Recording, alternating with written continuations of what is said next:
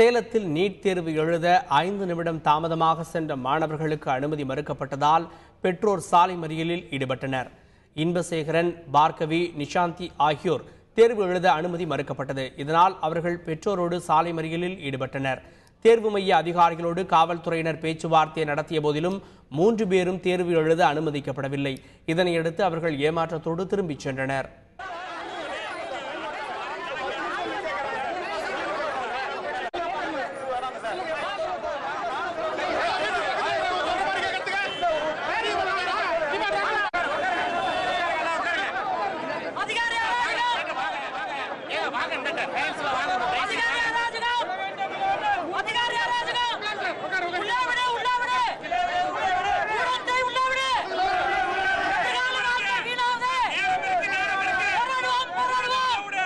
Sir 9:31 நான் இங்கே வந்தேன் சார்.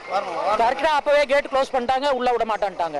அப்போ இருந்தும் சொல்லிட்டு தான் இருக்கிறோம், உள்ளே விடுங்க, ரிக்வஸ்ட் பண்ணிட்டு தான் இருக்கிறோம், யாரும் கேட்க மாட்டேன்றாங்க சார். ஆனால் எங்கே சார் பேச்சுவார்த்தை நடத்துது? பேச்சுவார்த்தை நடந்ததுன்னா அவன் டெல்லியிலேருந்து பர்மிஷன் வரணும், அப்போ தான் உள்ளே விடுவோன்னு சொல்கிறாங்க.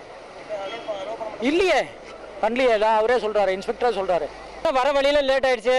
ஸ்கூல் 2-3 ஸ்கூல் வந்து இருக்குது, 4 ஸ்கூல் இருக்குது.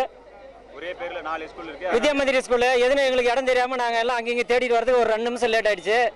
கேட்டு மூடக்குள்ள தான் நாங்கள் வந்துட்டோம். மறுபடியும் திறக்க பண்ணிக்கிறாங்க. கேட்டால் கோர்ட்டில் வந்து இது பண்ணிட்டாங்க. டெல்லியிலேருந்து சட்டம் கொடுத்துட்டாங்க, ஆர்டர் கொடுத்துட்டாங்க. டைமுக்கு மேலே நாங்கள் திறக்க மாட்டேங்கிறாங்க.